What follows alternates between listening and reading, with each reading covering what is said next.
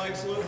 I pledge allegiance to the flag of the United States of America and to the republic for which it stands, one nation, under God, indivisible, with liberty and justice for all. Please remain standing while Councilman Sarah leads us in prayer. Heavenly Father, thank you for allowing all of us to come together this evening. Help us to have open minds so that we can objectively listen to the ideas and concerns that are shared at this meeting. And let us always act with the honor and respect that our citizens deserve. Amen.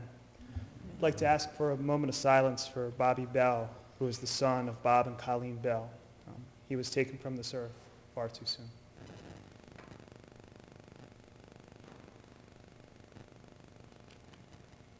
Thank you. Thank you, Vince. Thanks.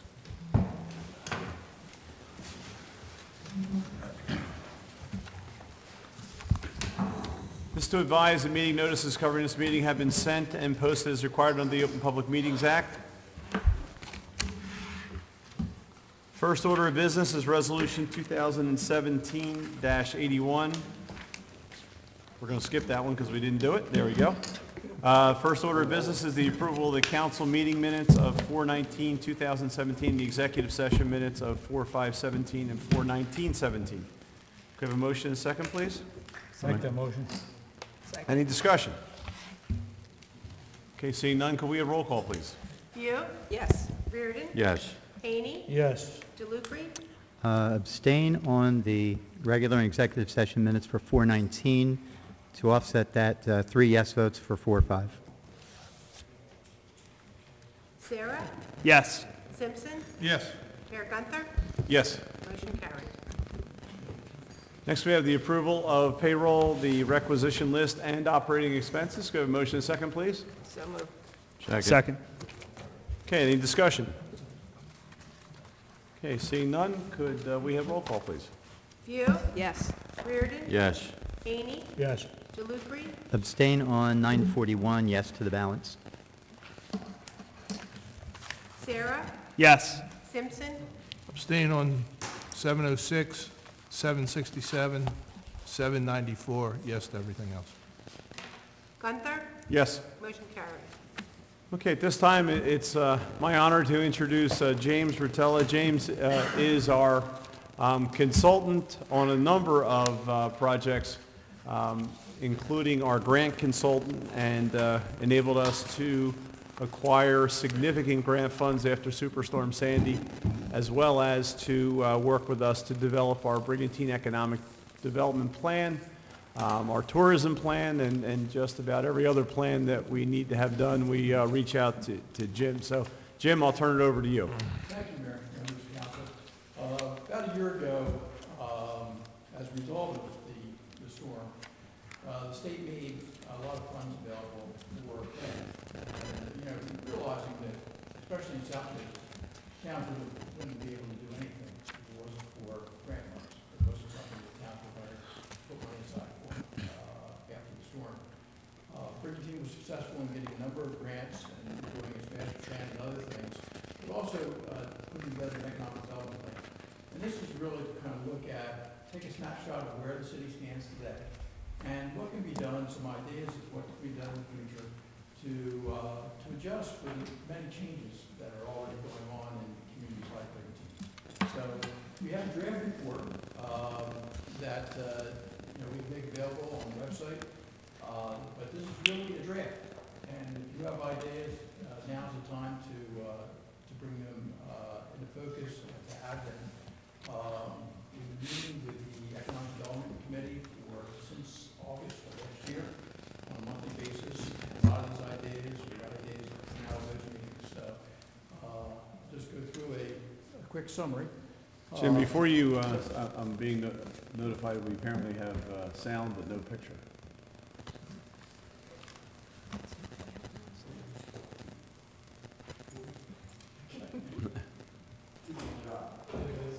I don't think anybody at home could see that anyway, because it's, so we can continue with the audio because those of us who are here can see it, and those who are at home can listen because they wouldn't be able to see that screen anyway.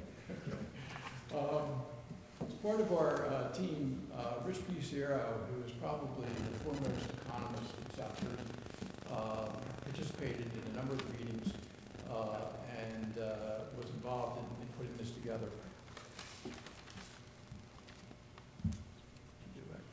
As I mentioned, the planning process started in August of last year.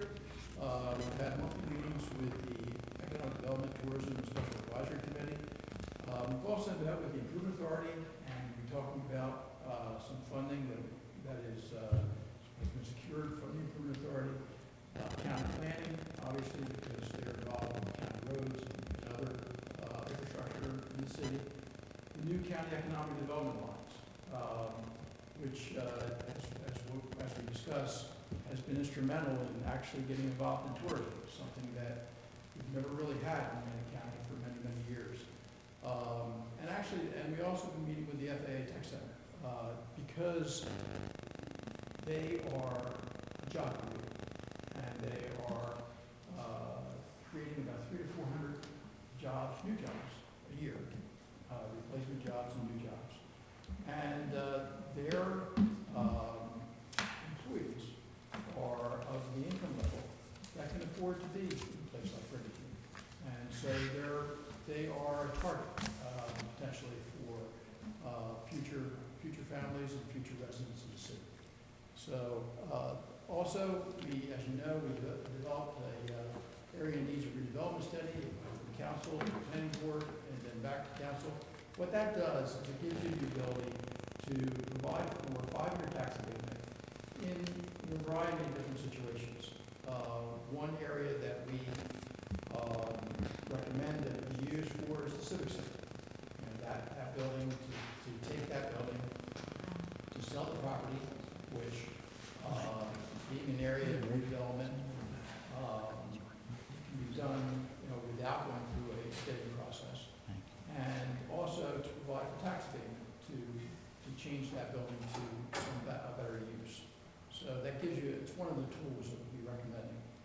And the key to all this, and that's why I'm here tonight, everything gets implemented. Everything, the next steps of this plan goes through the city council. You are really instrumental in making every decision into the future. There are some things that the planning board does from an advisory role, but really it's city council that makes the decisions. It's important that we have this discussion. Just briefly, to kind of give you a snapshot of what's on the horizon and what's already impacted the economy of Brigantine and South Jersey. Obviously, we have the preliminary flood maps, which now are being revised again. They're being revised to include Superstorm Sandy, to include all these storms that have happened in the last few years. They're being revised to include sea level rise.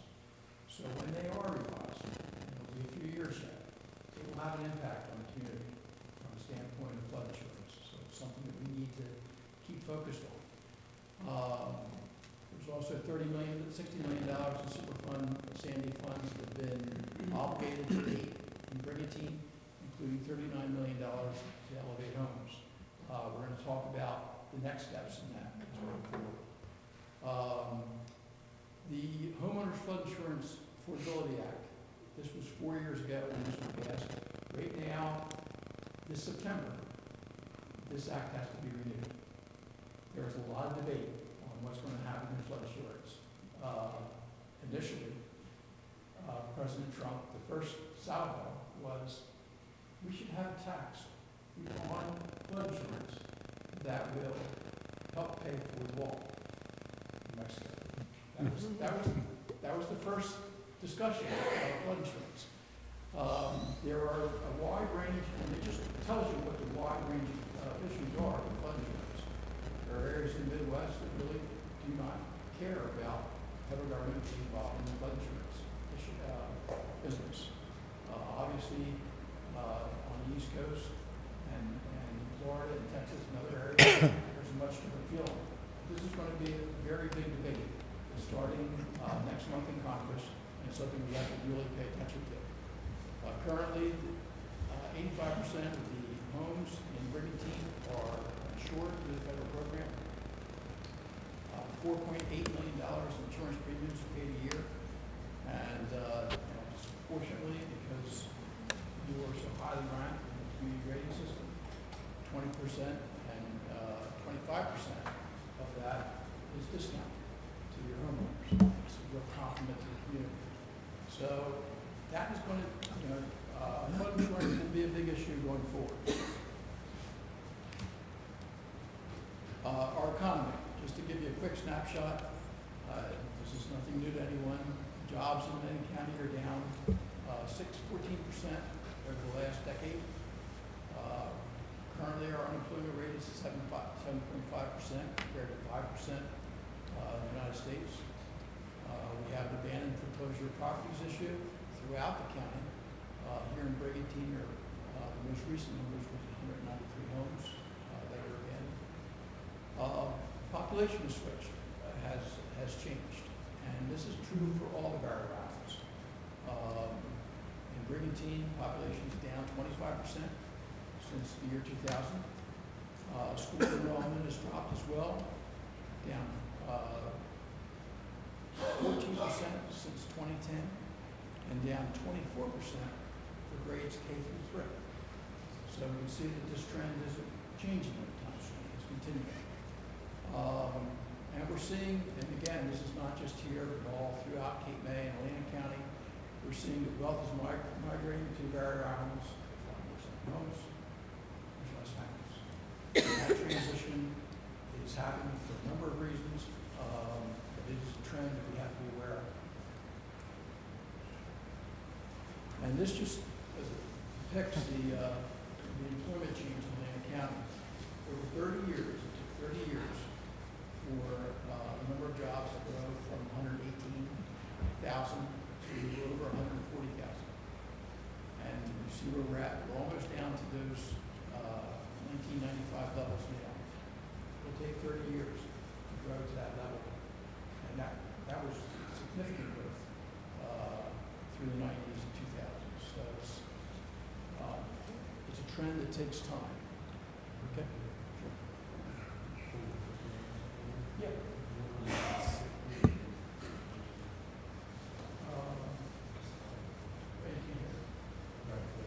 Okay.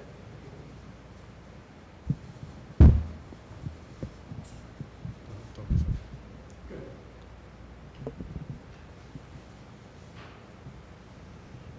Oops. Okay, recommendations. We go through a series of recommendations. First, as I mentioned earlier, resiliency. One of the issues that any investor, whether it be a home investor or a business investor, looks at is the capital spending in the community, what you are doing for the future. And I work in many towns, coastal towns in South Jersey. No one has been more aggressive. No one has planned better than Brigantine. Right after Superstorm Sandy, you defined and applied for over 12 projects through the New Jersey Infrastructure Trust. You bonded for them, you planned for them, and as grant money became available, in many cases because you were ready, you received 100% grants for many projects. So you have a leg up on many communities. Because certainly this is something that, especially now on the barrier islands, something that investors really look for. You've continued to be aggressive. Your community is well aware of the resiliency issues. They're well aware of what's happening, and that also is important. And you continue to pursue funding. We're currently, probably in the next month, we'll have an announcement that the homes, I think there are 5 or 6 homes in Brigantine that applied last year for funding to elevate their homes are going to be awarded, and that's about $1 million. Right now, we actually met this morning with Ventnor in Longport. We're putting in yet another application for about $2 million in Brigantine for about 16 additional homes. And next month, in June, this year's allocation of funding will be announced. And we already have a backlog of applicants, people that are interested in town and elevating their homes. and they will have a chance of getting funding. So it's a constant effort, but here in Brigantine, you've really taken advantage of that because the community's aware of it. There's been a number of interested homeowners, both second homes and primary homes, and they're in a position to take advantage of those funds. New Jersey is really targeted for elevation funds, so it's something that we can take advantage of, and certainly Brigantine is taking advantage of it. You're about to, are you completing a watershed management plan, which will allow you to go to a Class 4 CRS. You'll probably be the first community in New Jersey, possibly the first community east of the Mississippi to be a Class 4. That's pretty significant. And you're actively participating in the Army Corps' Back Bay study. This is important for the future. 20 years ago, the Army Corps did its study of the beaches, and they came up with their 50-year plan. Basically, they would do replenishment, and that the federal government would pay 65% of the cost, the state would pay a portion of the cost, and the communities would end up paying about 8% of the cost. That program has been in place for over 20 years, been very successful, and now the Army Corps is proposing to do the same thing along the back bays. It could be things like levees, as exotic as levees, as practical as bulkheads, or anything in between. But they are in the process of defining what's needed in all the Barrier Island communities. And basically, they're going to be a funding agency in the future. So it's important to be engaged in that process. Demographic trends. Here we talk about a number of things, ecotourism, culinary industry, millennials, who's actually our largest generation now, and how that changes what people are looking for. One of the things that we've done as part of this process is we actually surveyed all the communities in South Jersey on what they were doing with tourism. And we realized that there's a real void, both in Atlantic County and in some of the communities. Most of the communities have a separate fund for tourism. They're raising money through some sort of mercantile fee or tax to support tourism. Here in Brigantine, you just created that, and will be available next year. The other thing, all up and down the Jersey coast, the counties have a robust tourism entity, a group that's funded, that is what's called by the state a destination marketing organization. In Atlantic County, we did not have one, and have not had one for years. As part of this plan, and as part of bringing that to light, we were able to convince the Atlantic County Economic Development Alliance to invest in a destination marketing organization that would serve Atlantic County. We didn't want to reinvent the wheel. We didn't want to see the county hire people and do things that are being done other places. So we surveyed all the other destination marketing organizations, and Cape May has had a program for 35 years, and they're extremely successful.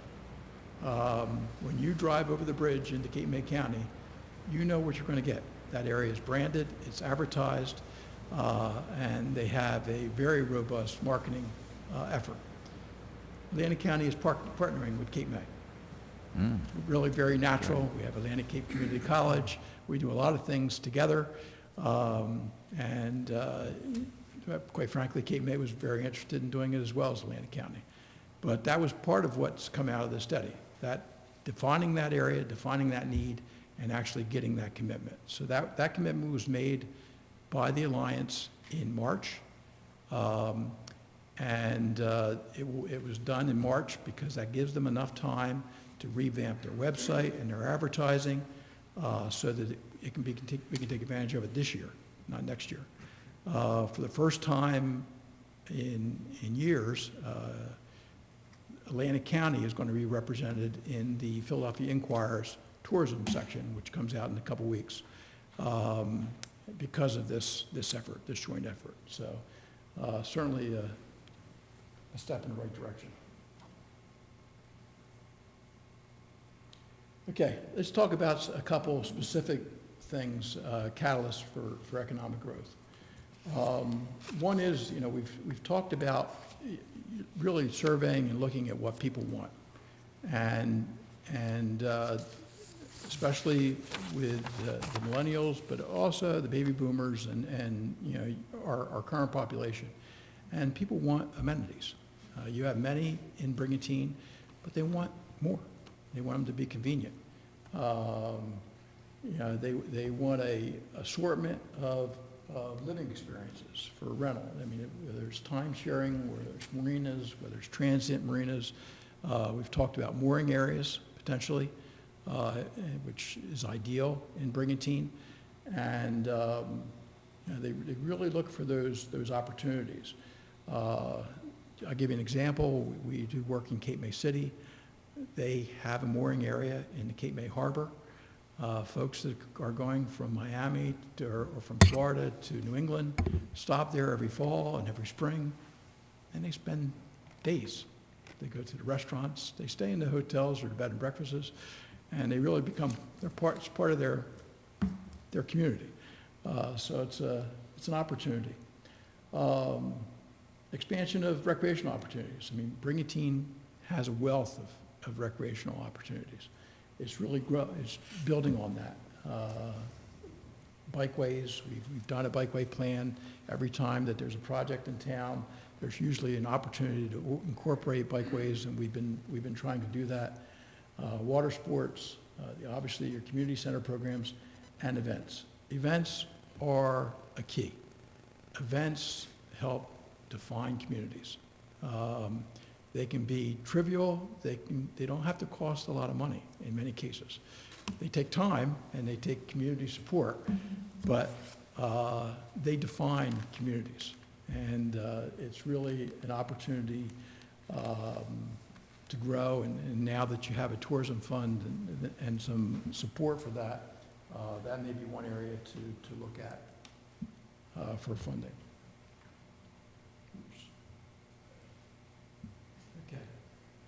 The second, and this I've already touched on this, but this is important to kind of look at this data. Expand the tourism market to entice more people to visit the island. Give you a little comparison of Atlantic and Cape May County. Atlantic County has casinos. We have a huge base, but Cape May is about to eclipse us from total tourism dollars spent on an annual basis. That's pretty significant.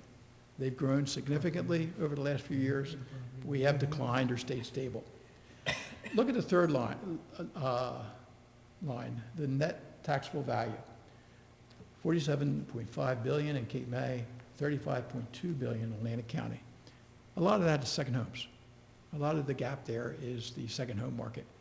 And that affects your rateable base, that affects your service needs and service delivery. It affects many things. That's an opportunity that towns like Brigantine have in the future. Not to say that it's going to become an entire second home community. There's always going to be a family component to the community, and you want to maintain that. But still, there's a huge opportunity there, and I think you've seen that manifest in the last few years in the community.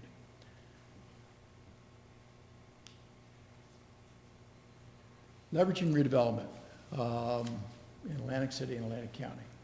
The county government has just done something they've never done before. They've backed bonds on 2 economic development projects. Stockton University, that was a huge investment. That college would not be built right now if it wasn't for the county stepping up and supporting those bonds. That university in Atlantic City is going to have an impact throughout the region, especially the Barrier Islands. The second investment that the county just made is the first building in the NextGen Park at the Stockton Research Park out at the FAA Tech Center. The county it's backing the debt to build the first building there. The FAA is going to be the first tenant.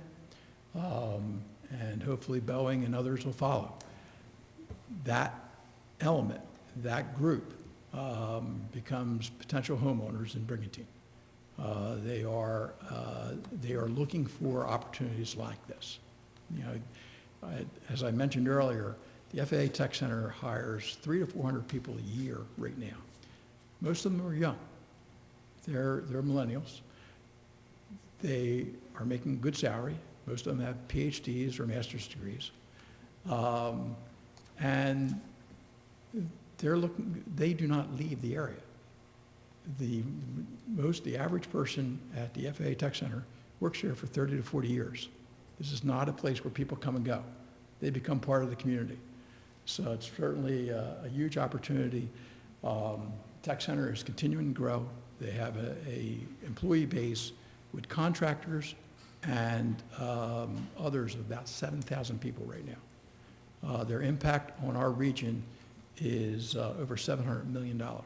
So certainly a significant impact, and hopefully with the research park growing, that will have an impact on the area as well and diversify the area.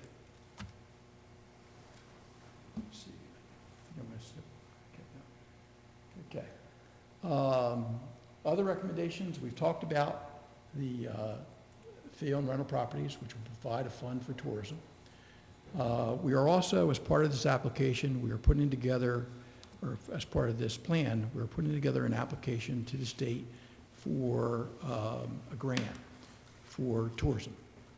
$25,000 grant to basically put together and be able to hire professionals to guide where your funding is going, how best to invest those funds, and to do things like website improvements and mobile apps and other things. In the past, we applied for this grant last year for Brigantine. We weren't successful. One of the reasons we weren't successful is there was no infrastructure. There was no funding, which you've just created, and there was no countywide infrastructure to support the whole program. And we met with the people that reviewed the application, and they're very forthright, and they want to see you succeed, and they explained that to us. So in the last year, we've addressed those two issues. So hopefully that'll be successful. The wayfindings are particularly important in Brigantine because people have to find you here. It's not really wayfinding inside the city like it is in most places. It's wayfinding outside the city. But it's something to work with others on. Streetscape improvements, we were fortunate to get a grant for the Center City, yes, streetscape. And now we're actually applying for funding for the Lighthouse District, and hopefully that'll be successful as well. But that's certainly something that needs to continue. Your school district is key. It's a marketing tool to explain, to provide information regarding that is something that needs to be continue to be something that you take advantage of. Continuing to pursue outside funding for economic development projects. I don't know that any of us thought that the city would get $800,000 for a streetscape project with Sandy money, of all things. But it happened, and that was because you had the foresight to have that idea and want to pursue it. So, we talked about developing a tourism information center somewhere at the gateway of the city. A lot of people now, everything is on the internet. A lot of people do select their vacations and their second homes and their homes by going on the internet. Nevertheless, there's something welcoming about having a welcome center coming into a community. And you'll find that a lot of the successful communities still have volunteers staffing the Welcome Center, that personal touch to explain to people how to get to certain places, what restaurants are available, what lodging is available, and what's happening in the community. It doesn't have to be very expensive. In Ocean City, as you go into 34th Street, there's a small trailer at the Acme supermarket as you come into town. People know it's there, it's on the main road going in, and they get a significant amount of traffic, because people want to know what's going on. So it's an opportunity. So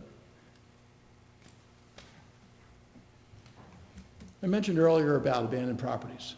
There's not a lot in the community. There's probably less now than there was when the survey was taken last year, when there was about 200. But there's always a few that affect property values, a few that are significant enough. And the state, a couple years ago, passed the Abandoned Properties Act, actually in 2004. And it gives cities significant tools to deal with abandoned properties. A property must be abandoned for 6 months, and then be one of the following four following characteristics: in need of rehabilitation and no improvements for 6 months, discontinued construction for 4 months or for 6 months, at least one property tax payment unpaid, or the property must be a nuisance. Given that definition, a lot of abandoned properties fit into that category. To use the act, you need to define those properties. It doesn't have to be the universe. It can just be those properties that you really want to focus on, and put them on the list, notify the resident that they're on the list, and then the city receives certain powers. The powers include being able to hold a special tax sale for the properties on the list, allowing the city to use spot blight, eminent domain, to take the properties. And actually, you can actually provide that ability to developers to redevelop those properties.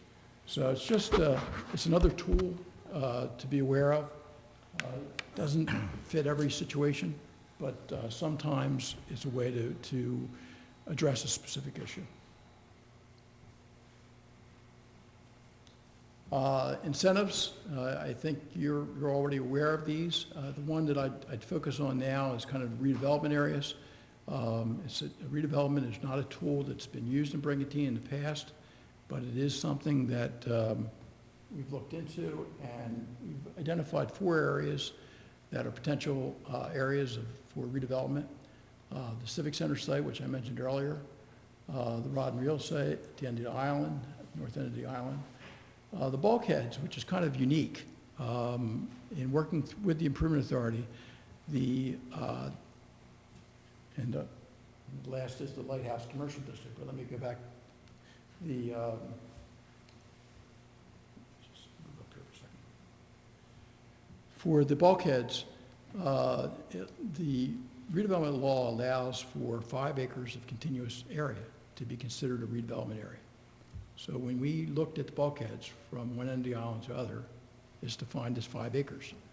And I don't know if this clause has ever been used in the redevelopment law, but it would give you some options. It would give the city the option to do permitting for the entire area in one permit, instead of having residents have to do individual permits up and down the bulkhead, up and down the back bay.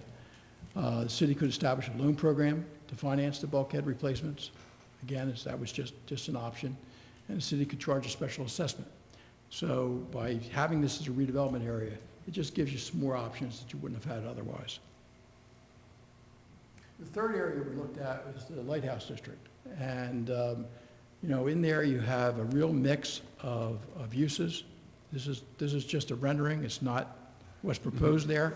But I almost want the shock factor, because in reality is with that area, in order to create redevelopment, you have to provide an image. You have to provide something different than what's there. What we're suggesting here is that with greater density, and parking's still an issue, we have to manage parking there as well, but with greater density and with mixed-use development, it may be enough of an incentive for someone to redevelop some of those sites. It is your gateway. It's an area that everyone sees as they come into the community. The same technique has obviously been used in other coastal communities in our area with a lot of success. So it's the other thing that we've we've noticed throughout this process, and we've talked a lot about with the Economic Development Committee, the future of commercial is changing. We had a lot of discussion about banks, and, how can we get another bank to come to Brigantine? Banks aren't going to any town. They're closing banks in the wealthiest of communities because a lot of people don't do banking at banks anymore. They do banking online, and that's going to continue to be the trend. So we need to look at reuse. We need to look at other changes. Same thing with shopping centers. I mean, shopping centers, were very popular 20 years ago, and now you find more and more of your shopping centers have offices, have warehouse uses, have doctors, medical offices, has a number of different uses. And we have to be open to that because the commercial uses are going to change. The beach commercial uses, they'll always be here. People are going to still need their beach chairs and all the accessories for the beaches, but the wide range of commercial is certainly changing. We talked about funding and what's available. And next steps. We are currently working with the Improvement Authority they have provided the city with a grant, basically free staff time to move these redevelopment projects ahead. So that's number one. Continue to work with the DMO, the county, and chamber to market Brigantine Beach. We're submitting a grant application on June 7th for the marketing plan, and hopefully that'll be successful. Streetscape grant for Lighthouse District, we understand that that'll be announced sometime this summer. There's a lot of competition, so we don't know if Brigantine wins or someone else wins, but that's something that's in the works. I mentioned the FEMA grants, and that's really ongoing, and it's important for your residents to know that there's still opportunities. If they are interested, all they have to do is contact the building office, they fill out a one-page application, and that kind of starts the process. Completion of the watershed management plan, which I guess is complete, now being reviewed or close to being complete. And I want to go back to one thing that we talked about before, developing and promoting a signature event. For a town like Brigantine, that is really important. I mean, that is something, a signature event gives people, it gives the community an identity. And it takes a lot of work. In Atlantic City, we have the air show. That's taken a lot of work, but it brings a lot of people to town. And many towns up and down the coast have mimicked that. On a smaller scale, in Summers Point, they just had their Bayfest. It's become an institution and brings in tens of thousands of people. Brigantine needs its own brand, and whatever it is, I know you have a lot of people involved in the community, but it would certainly help to brand the community. So that's kind of an overview. I went a little longer than I expected, but I wanted to give you some ideas and more importantly, get your feedback. Jim, one of the things that you mentioned, that there are some things that will come before this body at some point. I know Mr. Cerny's been working on tax abatement. We've had discussion at the Economic Development Committee level about how that might work. But that is something that this group will have to take action on. And then, of course, all of the grants that potentially could be out there, you would be bringing them back to this body. Can you think of any other actions that we may, we already did the designation of area in need of rehabilitation. Well, the redevelopment process, once that gets started, council will need to act both to establish an area in need of redevelopment and then actually develop the plan itself. So that's something that you'll be working with the Improvement Authority and others on, and Mr. Cerny. But that's certainly for each of those redevelopment areas, that's going to be a critical steps. I think one of the positive factors too is we are seeing rateable growth I know we got a report on the number of tax appeals, so I haven't had a chance to discuss that yet, what that impact may be, but that's pretty normal in any community to have some. But we are seeing a positive growth in the ratables, which is something that is not being seen in a lot of other communities. You know, as we've discussed the pilot recently and looked at some of the numbers in the abstract ratables, it's, as you know, you've seen declines. Most definitely. Anyone have any questions for Jim? Yeah, if no one else does, I have one or two. Jim, first, thank you for the presentation. Thanks for bringing together a lot of disparate strands that we talk about, you know, individually, but don't maybe try and put together in some kind of coherent fashion. So thank you for that. And are we paying you to do that? Because we should. It's a grant. Grant's better than Here's my question.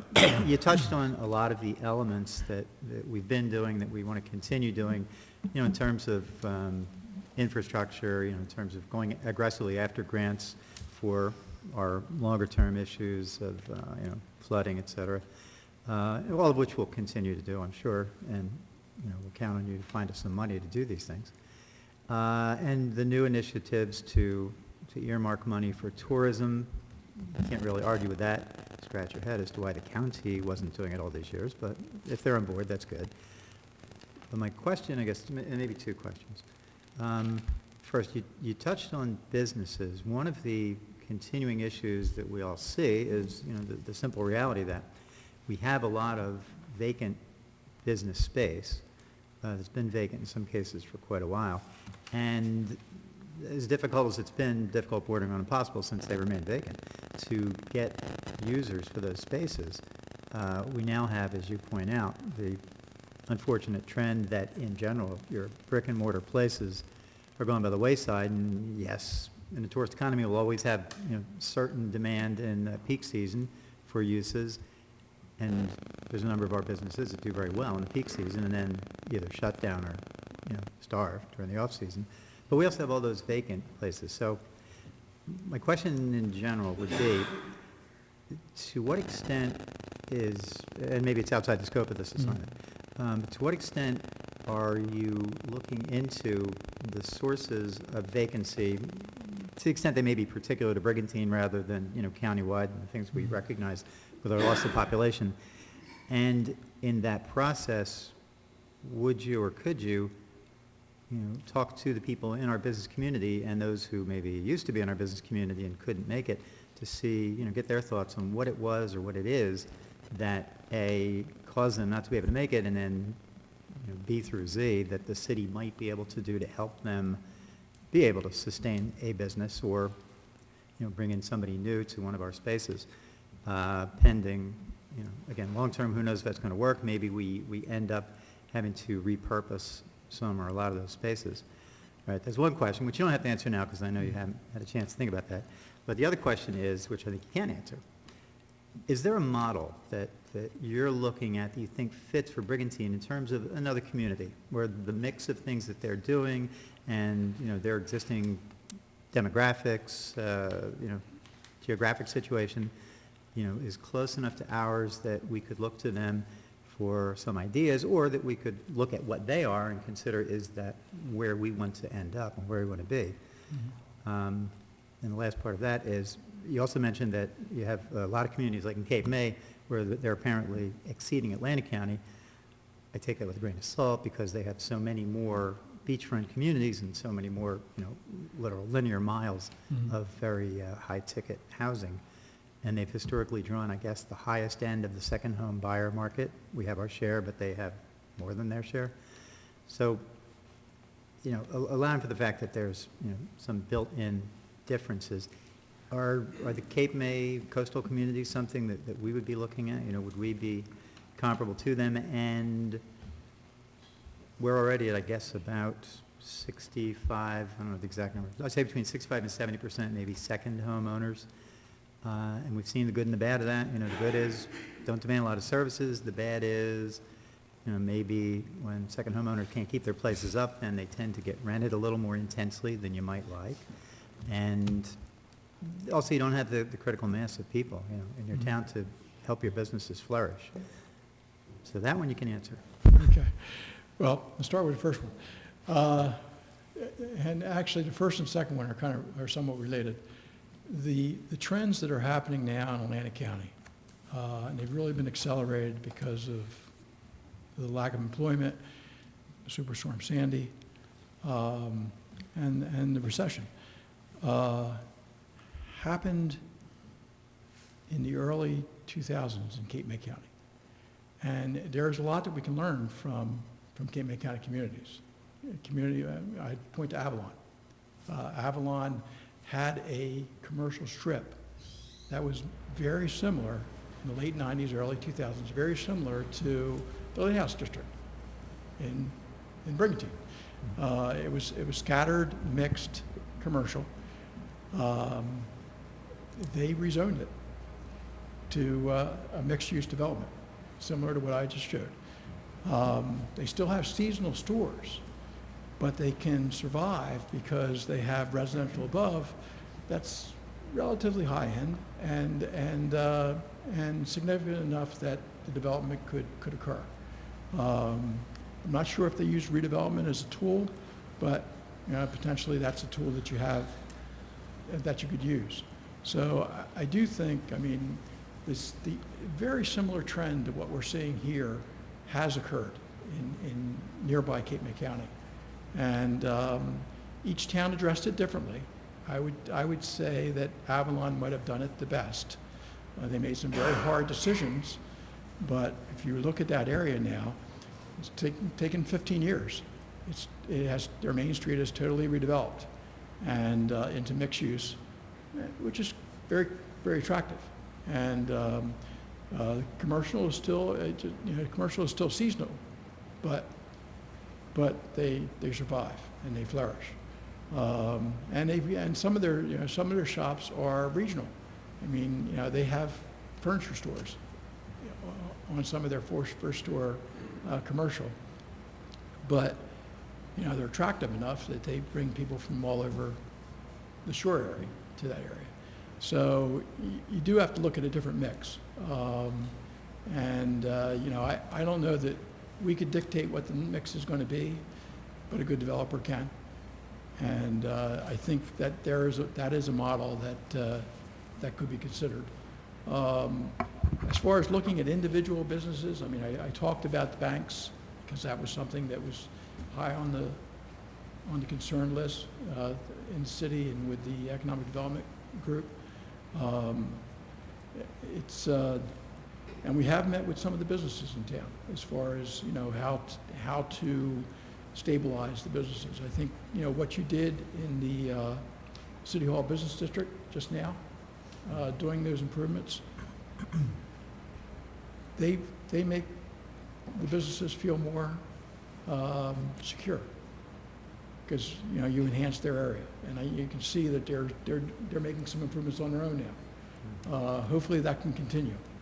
That I think is a way to kind of stabilize. There's not a lot of vacancies in that district.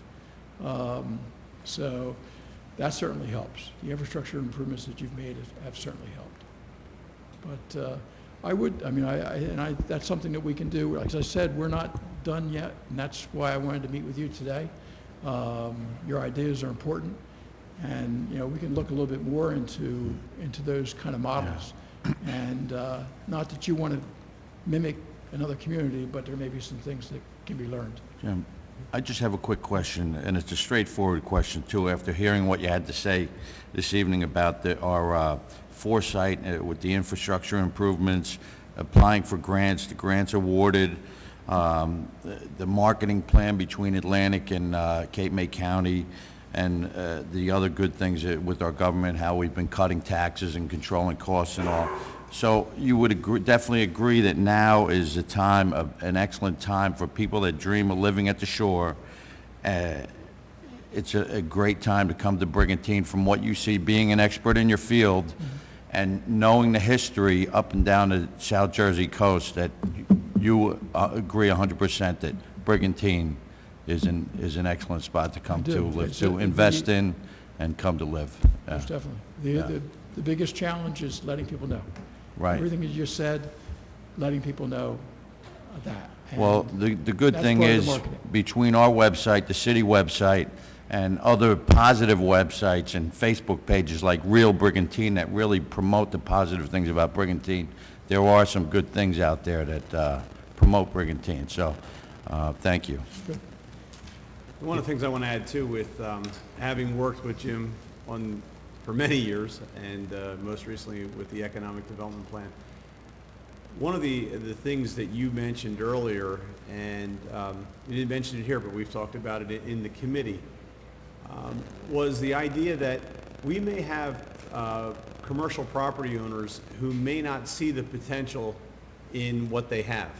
So one aspect of the Economic Development Committee working with Jim is to put together some ideas that we can go to some of the larger property owners and say, this is what you potentially could do with this property, and hopefully move in that direction to, as you said, motivate some folks to make development happen in a site that's underutilized right now. So I know you're working toward that end, and I know Deputy Mayor Simpson sits on the committee as well as Mike Reardon. I have to also thank Ken Lefevre for his work as a former Commerce Assistant Commissioner, and the work that he's done in Trenton. He's brought a lot to the committee. He's done some outreach on his own to the banks in particular and some other businesses to try and do that. So I think that's a very important process, and it's something we can identify those opportunities, whether we do it in committee or council members see an opportunity. We can work with Jim and our planning department, Ed Stinson, of course, to see if that's something we could go to someone and say, this is a potential for the future. Yeah. Jim, I had just one more question, inspired by Councilman Reardon's comments. It's inspirational. Thank you, Rick. That means a lot to me coming from you, Rick. I know it does. All right, thank you.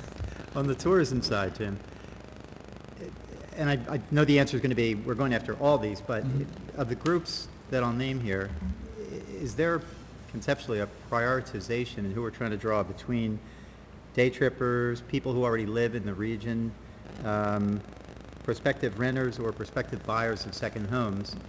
You know, and we're talking about having a signature brand and event, which I think is great, and also in general, you know, promoting tourism.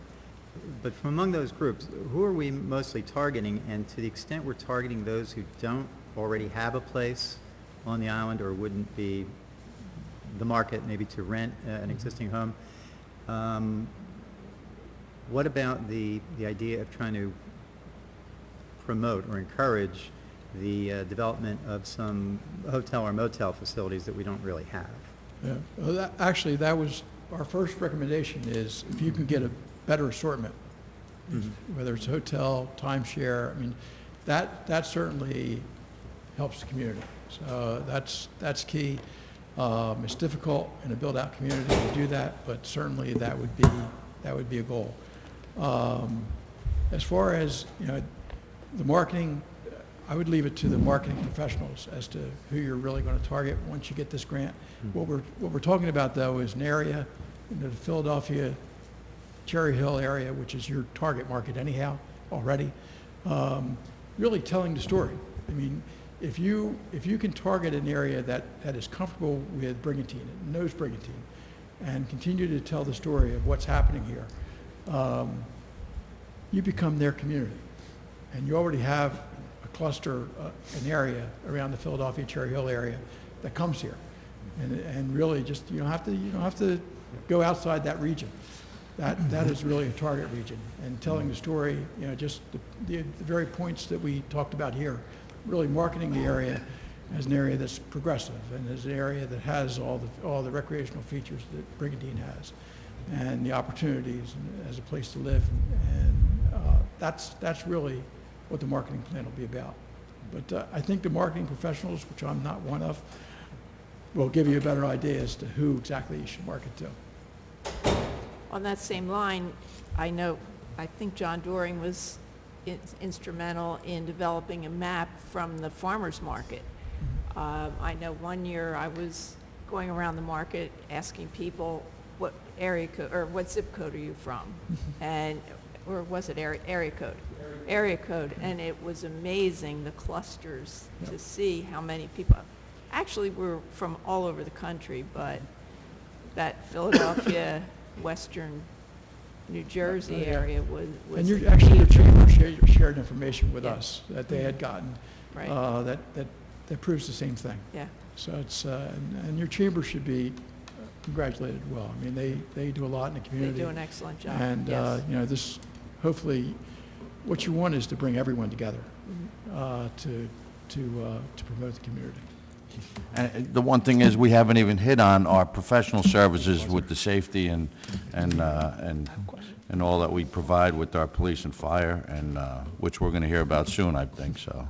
Okay, thank you very much. Actually, I have a question, if you don't mind. I wanted to follow up on Councilman DeLucre's question. We talked about, you know, possibility of developing hotels and motels, but obviously we're limited on space. So what would be our alternative to that if we can't develop hotels and motels? I mean, the things that I think that we defined, land use wise, you're right. I mean, Right. there's limitations. If there's an opportunity, then certainly you want to diversify. You know, the waterfront opportunities that we talked about, a mooring area Yeah. provides, that brings more activity to the area. There's more people that'll be dining in the community, more people that'll be going to the stores. Same thing with transient marinas. I mean, that is an opportunity as well, and that's something that's promoted and funded by the state and by others. So those types of things, you know, you're a waterfront community. Take advantage of those opportunities, because if you can maximize those, that brings more economic growth to the community and doesn't really monopolize real estate. So I think they would be the alternatives. And is it something like where you try to look into short-term rentals or like things like that? You're trying to expand that market?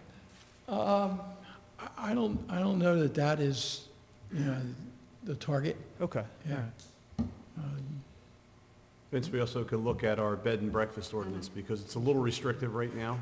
Right. We may want to look to see if that's something we could modify in some way to make it more amenable for someone who wanted to make that kind of investment.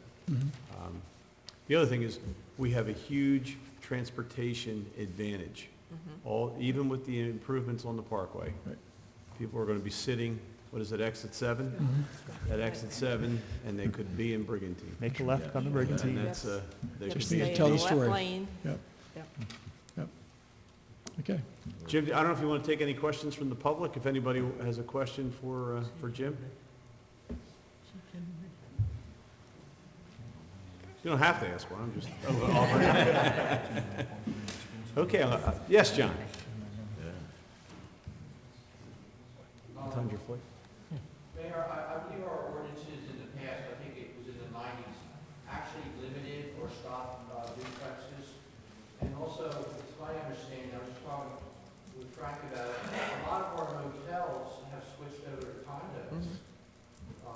So, because that was the business plan, so we have less rooms, motel rooms for people to come now than in the past. I don't know if there's a reversal on that, that's, you know, something good for the city, but that's been somewhat of a negative. Right. That's happened. Well, we have to be careful, because what can also be seen as a positive was the fact that duplexes are still allowable, but they have to be on a 60-foot wide lot. So we, at the time when we did that, we had duplexes and triplexes on 40-foot wide lots. So the density was, and that's one of the things that makes Brigantine a little bit unique from some shore communities, in that we have lots of light and air and open space between properties. So I understand what you're saying, John. I mean, when you look at the number of units we have on this island, we have close to 9,000 units. So it's not for lack of units, it's a matter of how they're being used and getting people here. But I understand what you're saying with the multifamily. What we are seeing, though, is, and it's something the planning board has dealt with, is someone coming in and wanting to renovate one of the existing units. The planning board has dealt with that, Ed, you know, over the years. and tried to work with the homeowners as they need to upgrade them, because some of them were built back in the 70s or the 80s, and they definitely need to be upgraded, and people live, I think, in space a little bit differently now in terms of what they want in a home.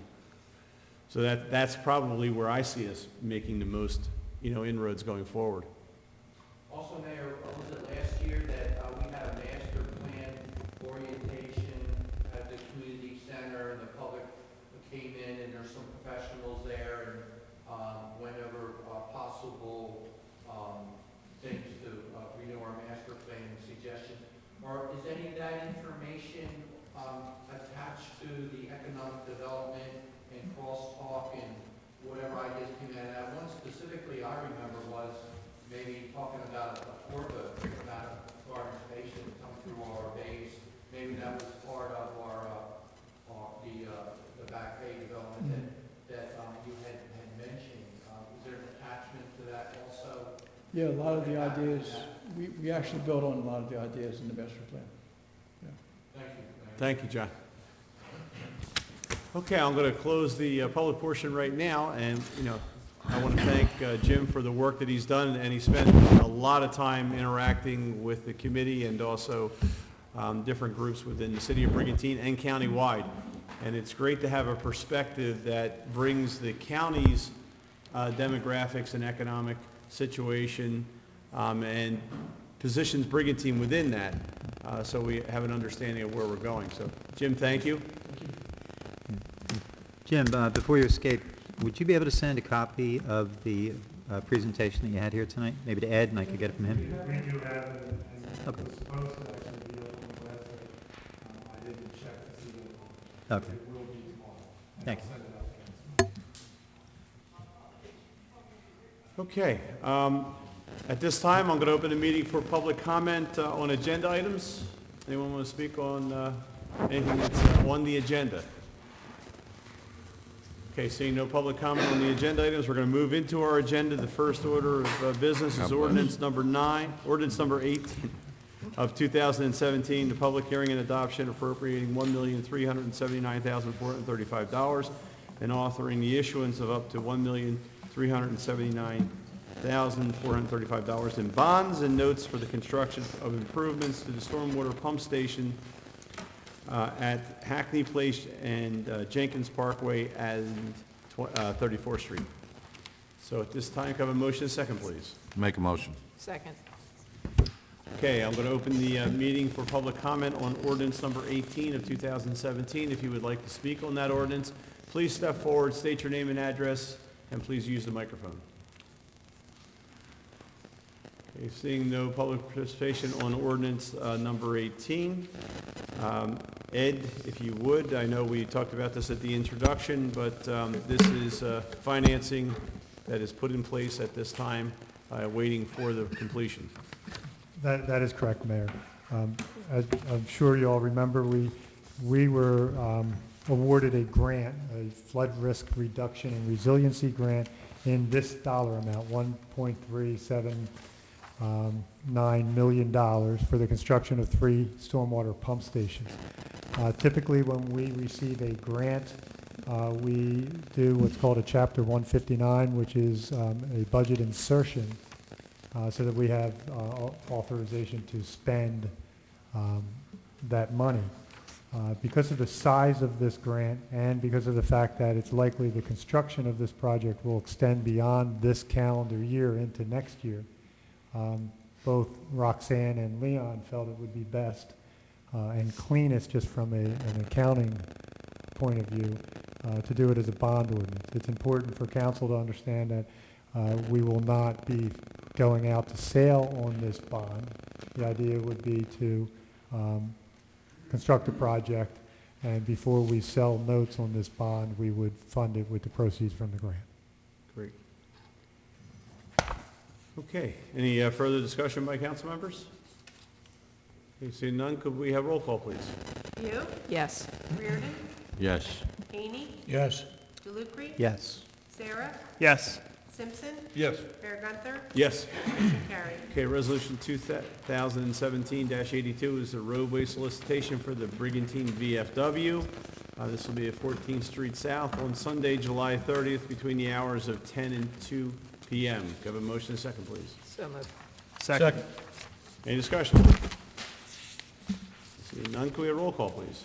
View, Yes. Reardon. Yes. Haney. Yes. Dulugri. Yes. Sarah. Yes. Simpson. Yes. Mayor Gunther. Yes. Motion carried. Okay. Next is the award of contract, Resolution 2017-83 for one four-wheel drive pickup truck for the Public Works Department. No. Oh. Do you have a motion and second, please? So moved. Second. Okay, any discussion? Okay, seeing none, can we have a roll call, please? View, Yes. Reardon. Yes. Haney. Yes. Dulugri. Yes. Sarah. Yes. Simpson. Yes. Mayor Gunther. Yes. Motion carried. Okay, Resolution 2017-84 is authorization of a application for the tonnage grant. Can I have a motion and second, please? So moved. Second. Any discussion? Seeing none, can we have a roll call, please? View, Yes. Reardon. Yes. Haney. Yes. Dulugri. Yes. Sarah. Yes. Simpson. Yes. Mayor Gunther. Yes. Motion carried. Okay, Resolution 2017-85 is the work change order number 4 for the boat ramp drainage improvements. City of Brigantine did award a contract for flood control improvements at the municipal boat ramp and did enter into a contract with Lafayette Utility Construction in the amount of $896,953. And whereas the contract was amended by work order 1, 2, and 3, and now we are asking to amend it again, where flood improvements at the municipal boat ramp be amended from $970,255.06 to $986,693.37, a net increase of $16,438.31. Can we have a motion and a second, please? So moved. Second. Ed, do you want to describe the changes? Yes, thank you, Mayor. This change is to get the electric service from the utility pole where Atlantic City Electric determined that the service would be delivered to the pump controls for the new pump station at the boat ramp. So it's Atlantic City Electric. We met with Atlantic City Electric. They determined where the terminus would be for their delivery of the electric, and we need to go underground to that point. Ed, in the original design, was there consultation with Atlantic Electric as to where they would dictate service would generate or regenerated? So according to Atlantic City Electric, there was not. Typically, there would be, though, right? Absolutely. Yeah.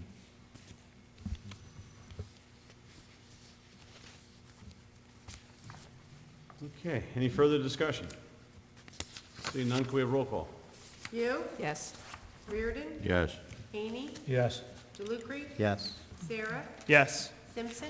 Yes. Mayor Gunther. Yes. Motion carried.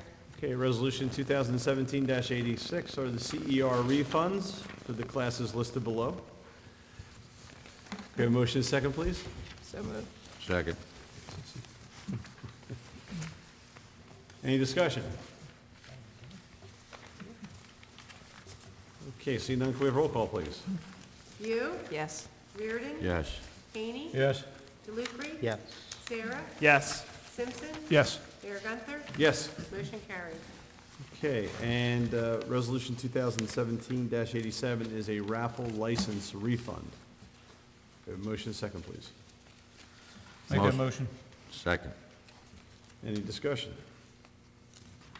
Seeing none, can we have roll call, please? View, Yes. Reardon. Yes. Haney. Yes. Dulugri. Yes. Sarah. Yes. Simpson.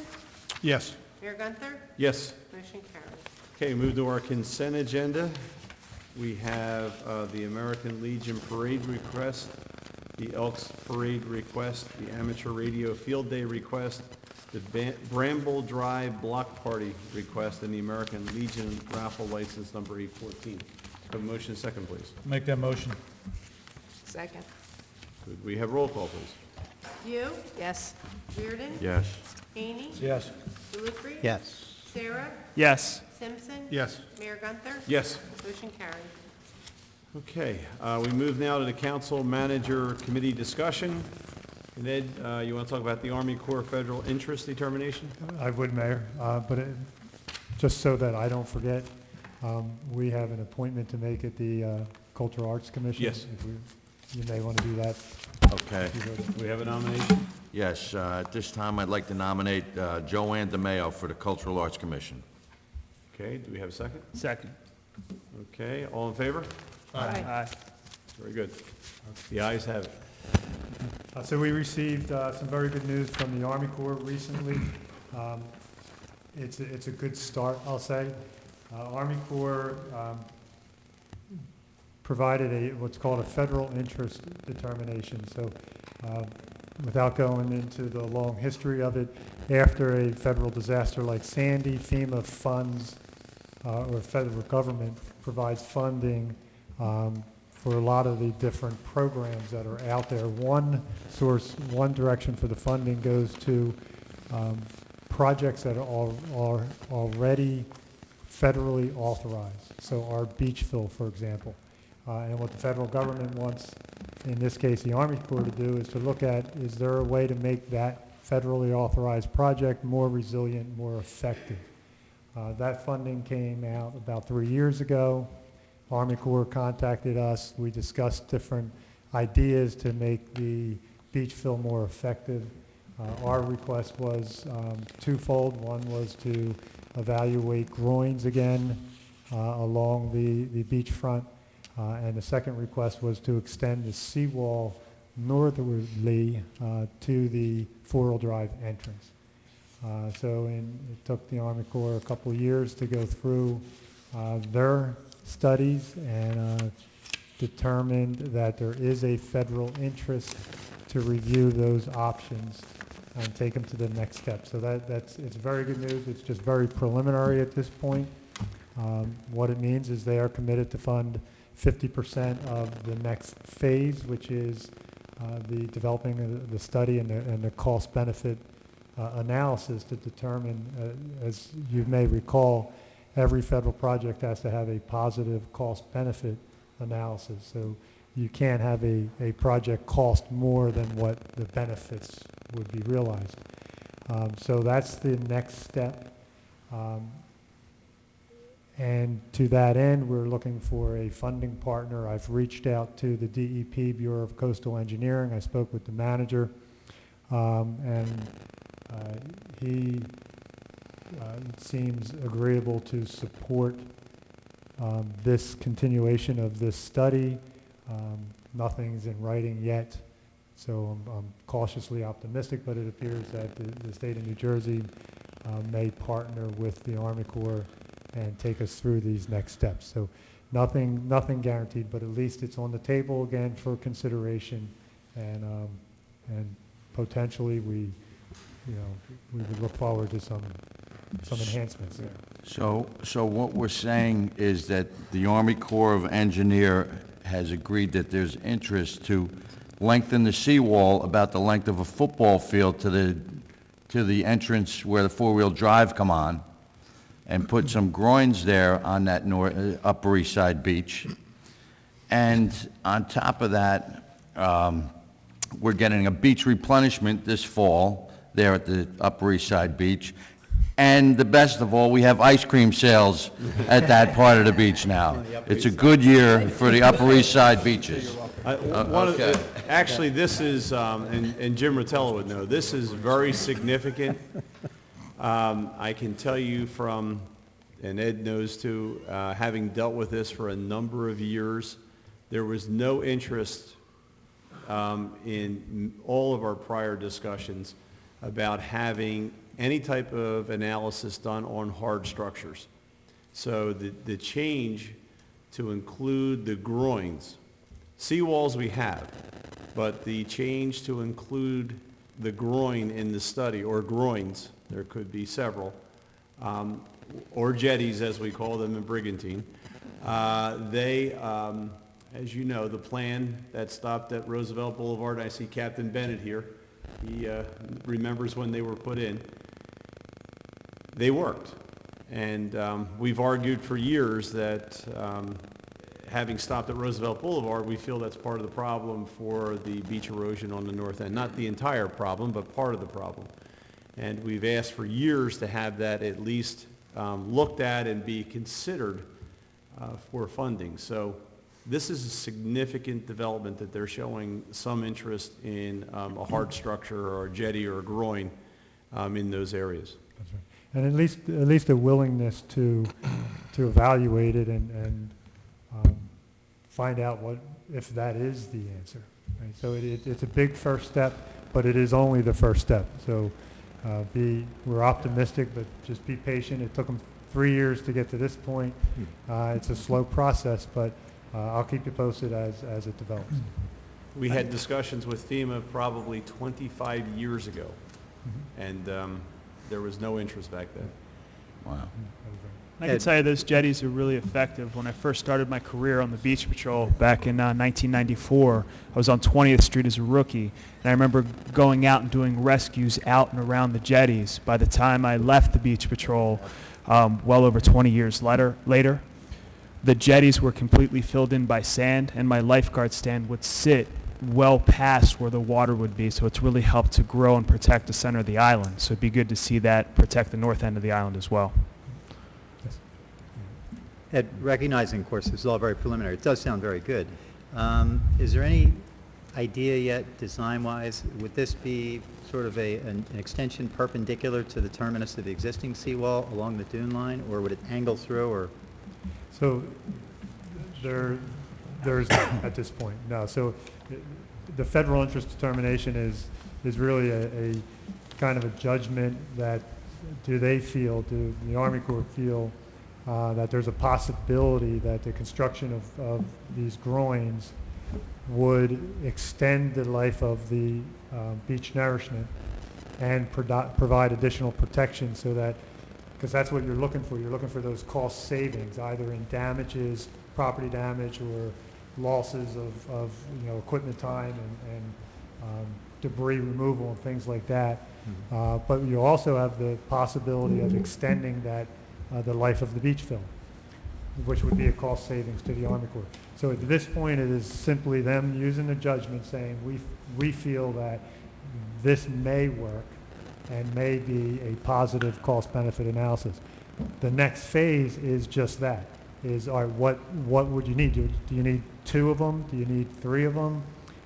Will they be T-type groins? Would they be straight perpendicular like the ones we have? Will they be low-profile ones, which seems to be the latest trend anyway, where you want water to be able to wash over, just not carry the velocity that it normally would without the jetties. So that's the next phase that happens, is developing those conceptual plans, which then would lead to the cost estimates. So in the big picture, though, there's still plenty of time for Mike to come up with a supplemental nickname for that section?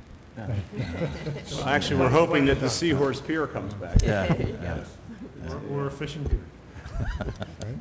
Right? We asked Jim several times to look for money for a For fishing pier. pier, yes. Okay, any further discussion? I'd like to bring up something. I'd like to see if we can dedicate a parking spot at the City Hall and the community center, wherever it's deemed there's enough parking to do this. I don't want to take a lot of parking spots away, but I would like to do something for a Purple Heart or a veterans parking spot for the community center at least, and City Hall. And I would like to see if the city manager and our attorney can look into that and see if it's legal and what's the process, and anything that we can help do with the vets, especially now when a lot of vets are coming back, wounded and everything like that, and if we just can give them a parking spot, I think that would help them out, and then just recognizing their job they did for us in this country. I'll work with Fred. Thanks. I actually saw one at a commercial enterprise in Egg Harbor Township, I think. Okay. So they're out there. Yeah. You may have seen one somewhere. I saw it, Yeah. and when my wife was in the hospital, Shore Memorial House, Atlantic Care Hospital in Galway. Yeah. Thank you. Okay, at this point, I'm going to open the meeting for public comment. Karen? Just, if you don't mind, just use the microphone, state your name and address for the record. Karen Geller, 608 East Brigantine Avenue. I wanted to reinforce what our astute councilman said about the safety from the firemen and the police, and I appreciate that the firemen and police put their lives on the line every day, particularly on March 14 when they responded to a call. There was a fire that started 2 doors down from my home, and then it spread to my next door neighbors. So I heard this pounding on the door, and Patrolman Hoyt came and said to me, "You're going to need to evacuate. Is there anybody else in the 4 houses?" And I said, "No, everybody's away, and my husband's away." And he said, "Do you have any pets?" And I said, "Oh my gosh, yes, Jake the cat." So we put Jake in the crate, and the patrolman carried some of my belongings down, and firemen moved my car out of danger and parked on the side street. And I watched on this bitter, cold, windy day as the firemen went up the ladder and went into the front window of my next door neighbor's house. And there was a lot of damage, sadly, in 2 of those homes, but they also saved a lot of the homes. And afterward, Lieutenant Investigator Lang and Captain McGuire came and spoke to me about the investigation, were very, very supportive, and said that, you know, I could stay in my house, which was a miracle that we had electric.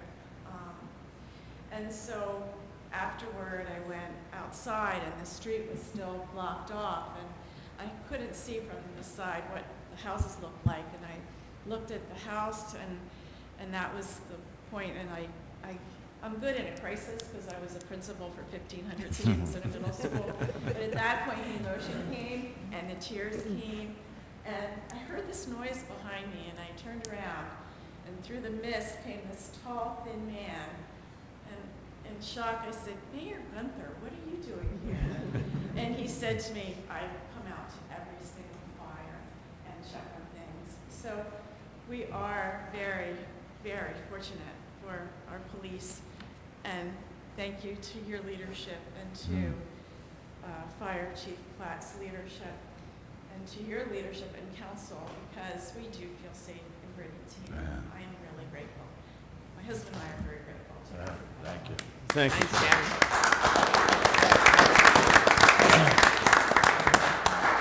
I would just like to add, for those of you who don't know, that these are townhouses, and the fire was on the other side of our wall, headed for our unit when the fire department showed up, and thanks to their efforts and the efforts of the police, they saved my house, my cat, and my wife. Yeah. Thank you again. Thank you. And that was, and I know our city manager and I think Deputy Mayor Simpson was there too. That day with the wind the way it was, if it had shifted just a little bit, either north or south, and John Doring with Public Works there, you know the amount of damage that could have been done. It was an incredible job by the fire department and police department.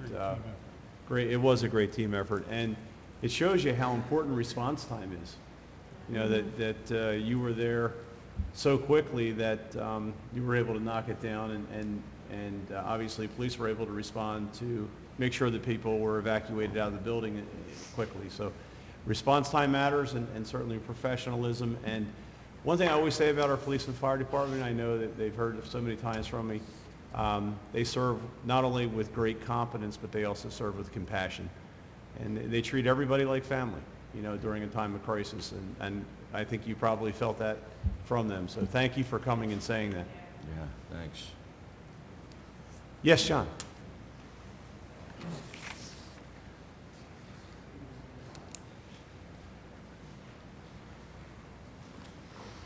John Pucci, 100 Sheridan Square. Good evening, Mayor and City Council.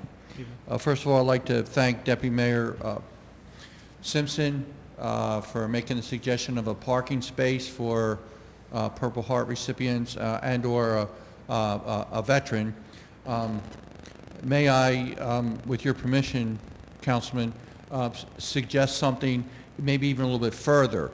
Currently, we have one alleyway. It's an alleyway behind the VFW between 31st and 30th Street. I believe it's named a Veterans Way. Maybe we can get a little bit more upstaged than just an alleyway that nobody goes down, and possibly name the street next to City Hall Veterans Way, or the street that is adjacent to our Memorial Park Veterans Way. Now, something like that I think would be really nice. We could have a dedication, and let's all remember, was it last year or the year before, that Brigantine on all levels of government up to the federal level was designated a veterans-friendly community. So that's my suggestion. Maybe we can look into dedicating the street in front of City Hall, renaming it, the section in front of City Hall, renaming it Veterans Way. Yeah. Thank you, John. Good, John. It was also mentioned earlier about when presentations are made on the screen, and I know we have our budget presentations also made on the screen, that the public can't see that. Possibly we can look into the technology. Can't be that too difficult, that when we have presentation on the screen, maybe either through the computer or some kind of setup, maybe it can be easily done that the public on Channel 97 can actually see that information when it's being presented live time. So my suggestion, maybe we can look into that for other uses. We've actually talked about trying to find a way to set this room up so that you would have large screens in multiple locations. I know for the planning board, I know I'm one member of the planning board that sits there sometimes, very hard to see the boards, although we have the plans, but many times they come in with revisions and all that. So it's something we've talked about. We don't want to ruin the kind of traditional feel of this room with a lot of electronics hanging all over the place, but I make a recommendation, take your picture down, put it right there.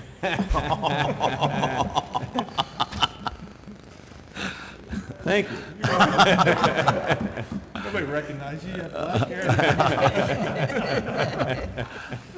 You're correct, Mayor. Well, even for me sitting in the second row, it was kind of Yeah, I understand. difficult to see.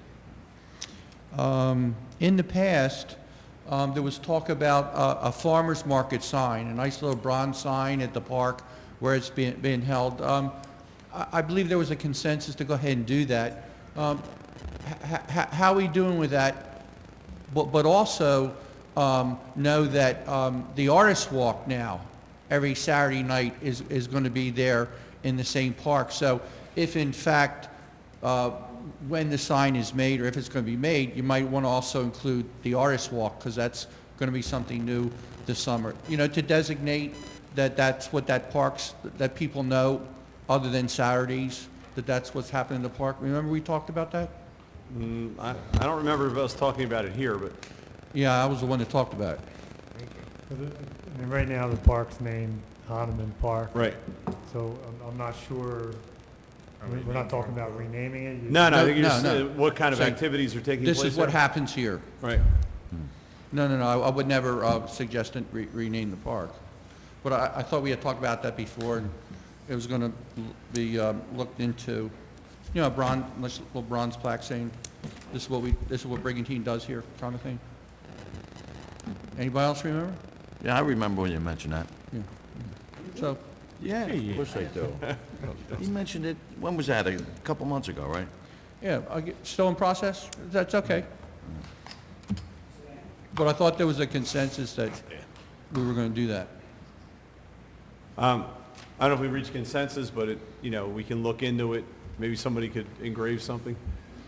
Yeah. Shop is true. But again, if you do, I'm suggesting that include Artist Walk, because that's going to be happening there starting this summer. That was my point to make. Some kind of a locate, like Jim said, a wayfinding or location, Yeah, yeah, along those lines. actually, it might not be a bad idea to put like a sign out on Brigantine Avenue with the arrow so people know where it is. You'd have to walk to it to find it there, you know what I'm saying, John? If you had a signage directing people to it, that might help. Yeah, You see them in other cities. yeah.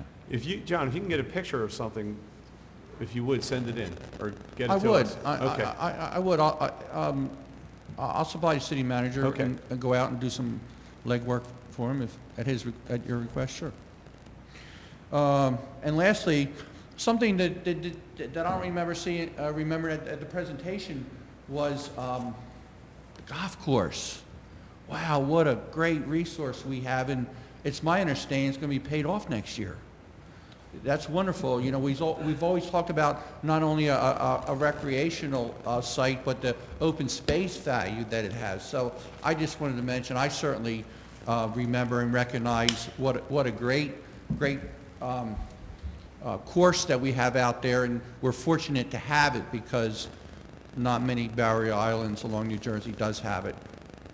I agree, and I think you just listed those under recreation assets, but you didn't break them all out, Jim. Now, we'll obviously do that in the formal document, but we have some wonderful recreation assets here, including what you did break down was the community center, because that has not only recreational but educational and performing arts and all types of activities take place there. Thank you, and everybody have a good week. You too, John. Thank you. Yes, Marion. I would just love to take advantage of the comment for veterans using parking spaces.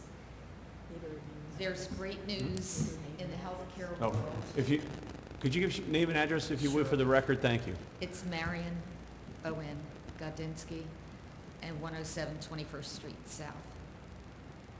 Due to the world of technology, we may need a few more of those parking spaces, and I'll be happy to pass this around.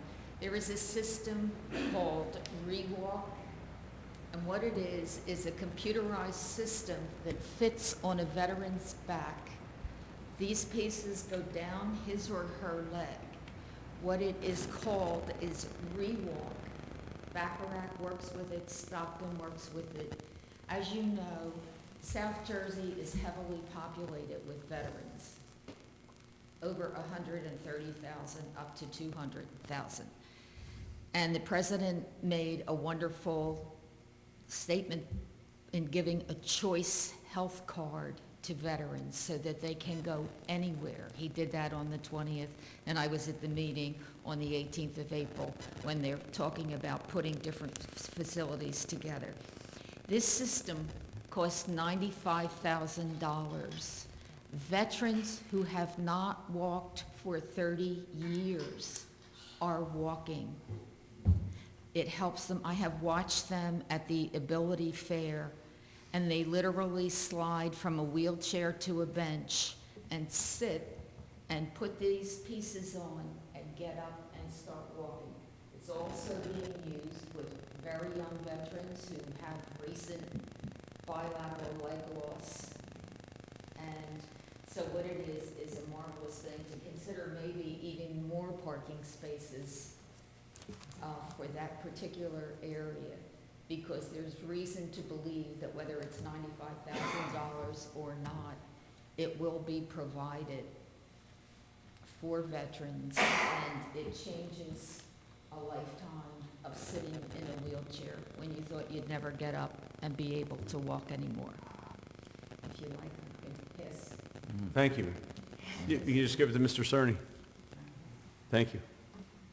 And one of the other things I wanted to mention, and if you don't want it on this part, we can do it on another. If you're familiar with the concept of a stand down, everybody who has seen military movies knows when somebody says to you, stand at attention. Yeah.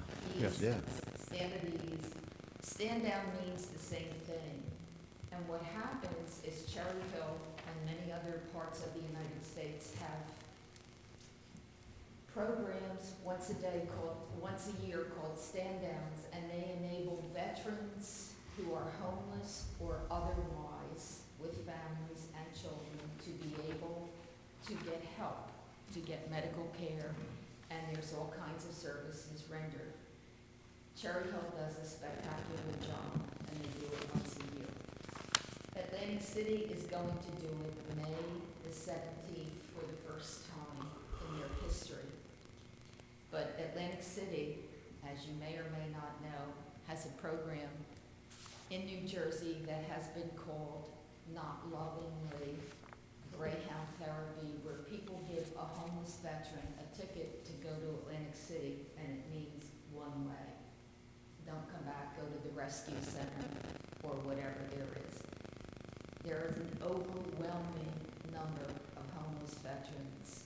That 38 have been placed in housing, and looking probably for about 70 more that we can. And the joke that's given when you get your ticket is you can always live in the Underwood Hotel, and the Underwood Hotel is the name for the boardwalk.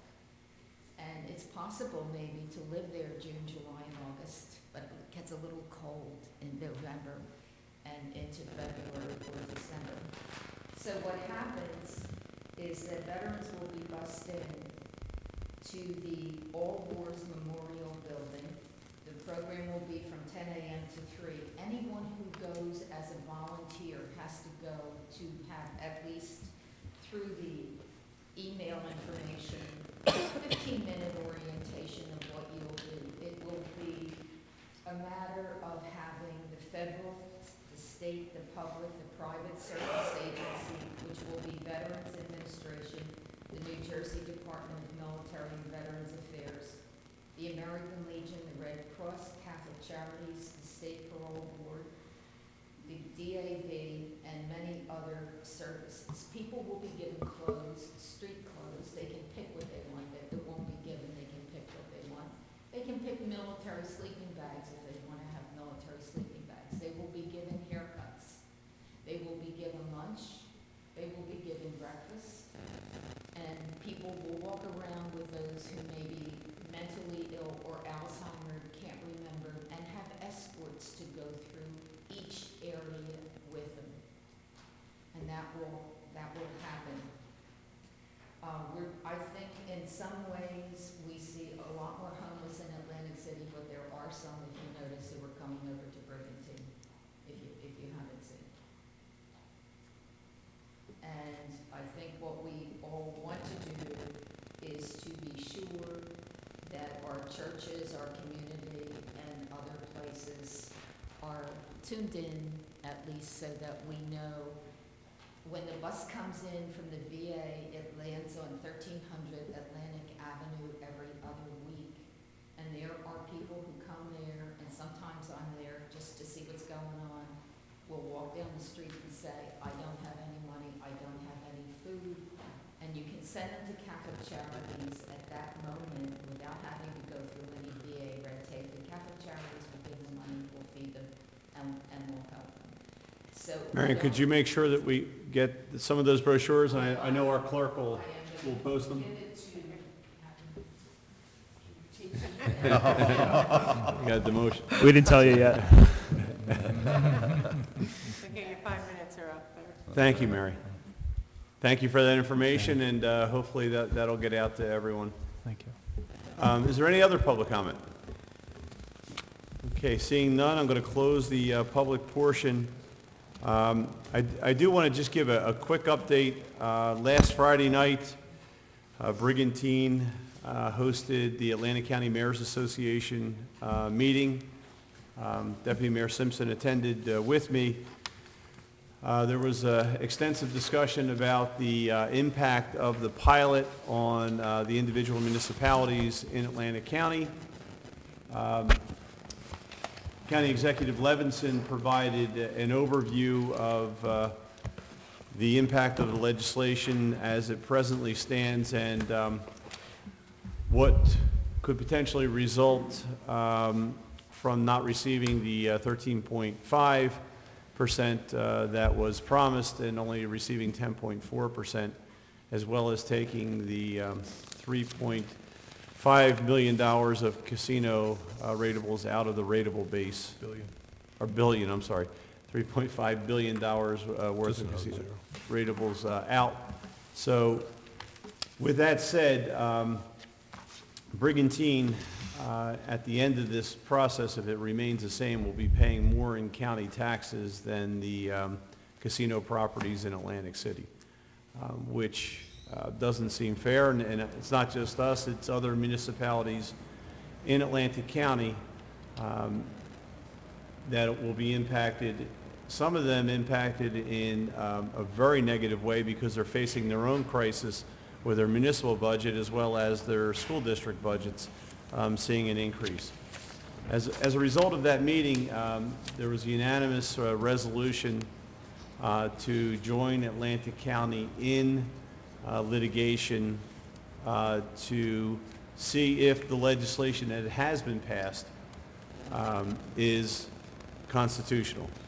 And Atlantic County will be taking the lead, but municipalities will need to sign on in that suit because our standing is different than the county's standing in this matter. So I will be coming back to council. They're developing a resolution that will be coming out for us to consider, which will be our formal indication that we are joining the lawsuit with the other municipalities in Atlantic County. It was a meeting that I have to tell you that there are a few meetings that I've attended over the years that have been as nonpartisan as this meeting was, and without a doubt the interest of each municipality was well represented by the elected officials they had there, and the consensus was that with this legislation in place for 10 years, that the impact we know is going to be negative. The legislative services said it's indeterminate when they evaluated the bill, but we know from Brigantine's perspective, we are probably looking at the worst case scenario would probably be about a 5-cent tax increase, although I don't think that will happen. But the county budget has not been adopted yet either, and I think it's going to be adopted either next week or the following week.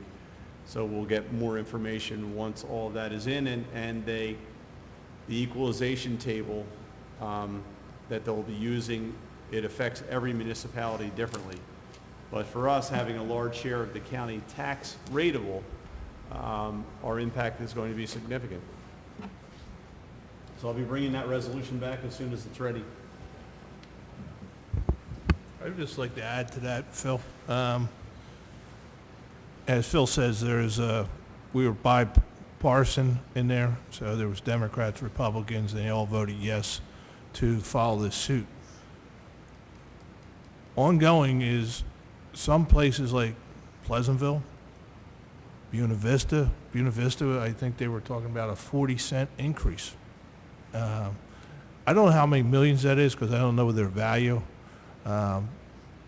Pleasantville, they were talking maybe a 30-cent increase. I don't know their value either. I know our value in Brigantine, and I know our evaluation's like 95%. It's not quite 100, so it's a little easier to figure out what it's going to cost the citizens of Brigantine. But I guarantee you, everybody up here is going to fight their hardest to stop this, and whatever we have to do, we're going to do. So, because other towns are going to get crushed. So this is all Atlantic County. Like I said last time I was here. The 8% they're getting off their gross profits that the state of New Jersey receives, it's spread out through all of state of New Jersey. And when the golden goose has to get refeathered, it's only Atlantic County paying for it. That's wrong. So that, we are going to fight our hardest. And that night, it was pretty intense in that room. There was, 35, 40 people in that room, and it got a little heated, and a couple people walked out. So I just want to say that, Phil, myself, if we go to these things, and I know everybody up here is going to fight their hardest and to stop whatever we can do. Yeah, but one of the sad parts too is it didn't have to be this way. You know, when this whole bill was being shaped, that 13.5% was there, it was the understanding, and it doesn't make it into the final draft. And you know, as you go with any governing body, the majority party has the ability to dictate how things play out. You know, so when that 13.5%'s in there, and it doesn't make it to the final legislation, it doesn't make it to protect the taxpayers, it's unfortunate, and it should have never happened. You know, it's something that we're looking to fight here on the municipal level, as well as every other municipality. You know, and this is nothing against Atlantic City and what they need to do. You know, Mayor Guardian's doing what he needs to do for his community, just like every other mayor and every other elected official in this county. And it's something that all of our state level representatives should be doing too. You know, and I know for a fact that Chris Brown fought hard, our Assemblyman Chris Brown fought hard to get that in there. And it's unfortunate that it did not make it to the final legislation. And his hard work can't be forgotten, and it can't be let go. And again, it could, seriously, when I go to the Mayor's Association and represent Brigantine, when our mayor can't make it, I talk to other mayors. One mayor, he can't afford to pay for his police force anymore. Right. So he's going to go to another town, and they're going to take their police force. That's how serious this is. I mean, if Pleasantville, and Fred's solicitor over there, Pleasantville gets hit with that kind of thing, kind of tax, there's a lot of people closing up shop and going someplace else. Because, you know, the word bankruptcy was thrown around, I threw it around 3 or 4 years ago. That's what I felt that Atlantic City should have, and I'm just an outsider talking about it. I don't know their interior workings of Atlantic City, what really their finances are and everything. But the result of Atlantic City could be a result of some of our own other towns either losing a lot of population or actually have to go bankrupt. So we're working hard. The interesting thing too is that, and Jim Rotella mentioned it about with business development, the non-casino businesses, like the residential property owners, will have a similar impact as they are left to pay the county tax, and the casino ratables are taken out of that aggregate. So I'm hearing rumblings already that there are Atlantic City businesses that are very, very upset, and you know, it's not obvious. It's obviously something that they're in certain business like food and beverage. They're trying to compete with an entity now that has a frozen tax base, and they're bearing the brunt of any increase for the next 10 years. So it's fundamentally unfair, and as Deputy Mayor Simpson said, there was a resolution, and I think the resolve to fight this thing and move forward. The county has offered to finance. They will finance the majority of the litigation, but they're going to be working with our solicitors and with us. I think we have a lot of really good legal minds in the county that will be able to put together a very good strategy going forward. And also, there, you know, state of New Jersey is, you know, as everybody's well aware, is going to try to cut the fire department basically in half, from 235 firefighters over there to 125. I believe the state of New Jersey is trying to, with our mutual aid, invert it, getting Brigantine and Margate and Ventnor to come over and help them all the time. So I'm not, you know, I'm all willing to help Atlantic City, Ventnor, Margate, and everything else with our mutual aid, but they're not going to run our overtime up, because we're going to need our own firefighters, especially in the 3 months that are coming up. So I'm a little nervous about that. So when you only have 9 police officers in Atlantic City, that's a little scary over there. And Mayor Gunther and I have talked. You need lights, you need badges, you need safety over there for a resort town, and that's, you know, and that's what they're cutting. That's a problem. Well, that's part of the bigger picture too. A lot of people look at what happened with North Jersey Gaming and how it was defeated. Well, that can be placed back up on the ballot in about 2 years. If you make Atlantic City unsafe and you continue to weaken it, it opens the door for North Jersey gaming. 60% of Atlantic City's revenue comes from North Jersey. If you take gaming out of this area and put it up in North Jersey, it devastates South Jersey. So this is bigger than just one town. This is about our county and our entire South Jersey economy. So it's something that we all need to look beyond just the immediate moment and make sure that Atlantic City is also in a position to be successful, because their success is also all of our successes, and we see that in how the county taxes affect everybody. So stay tuned. We'll be bringing back more information probably at the next meeting. I would like to welcome Bill Bennett back, looking healthy and tan. Nice to see him back in the audience. Good to see. That's Deputy Mayor Simpson. He was Flashing lights and everything. relentless. Yep. Maybe your son can give you a little card to get out of it. Okay, if there are no other council comments, I thing. need a motion. I have one. Oh, you have one? Sorry. Vince I has have one. I'm one sorry. thing. I have Stan Wiley. He's a former pastor of the Brigantine Bible Church. He passed away this week. His funeral services are going to be held at the Brigantine Bible Church. Is it 11 a.m.? Is it tomorrow, Mr. Pucci? 11 a.m. tomorrow. Friday. I didn't have the date. Yeah, it's 11 a.m. on Friday, so the funeral services. Bill, I have one question Yes. for, I guess, our professionals. At the start of the meeting, we had a problem apparently with our broadcast. I guess that got straightened out. I don't know. Yeah, there's a switch box, like the old AV switch boxes used to have, the switch between sources. That is slowly failing. So we just had to reset it, and everything came right back up. Okay, because I think it's, by my count, like the third out of our last 5 meetings, we've had some kind of problem. So is that an us problem or a Comcast problem, or does it vary from meeting to meeting? The last 2 was us. The ones before that was a Comcast issue. Okay, so is, So we have, well, we're working on getting Comcast back out here to figure out why we're dropping our local channel. And as soon as we find a vendor we can buy from, we'll get another switch box or just replace it on our own. thank you. And by the way, I support what I was hearing. Nobody came out and said it in so many words, but it appears there's a sentiment on council to use both you, Chief Bennett, and John Doring in our future tourism advertising as spokespeople, and I'm 100% behind that. I must have missed that sentiment, but thanks. I second that. Okay. Need a motion to adjourn? So moved. Mayor, Do we have a second?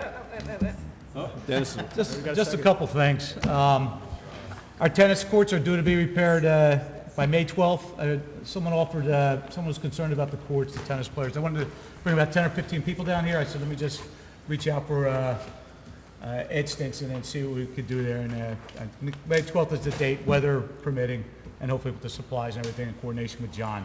The other thing I just wanted to say also was just that Jim had brought up Bank of America. This is an aside to that. I was in contact with in the Third Ward there, the Bank of America, which had closed, and we lost a couple of our banks with over the past few years, with Bank of America being the largest bank in the country.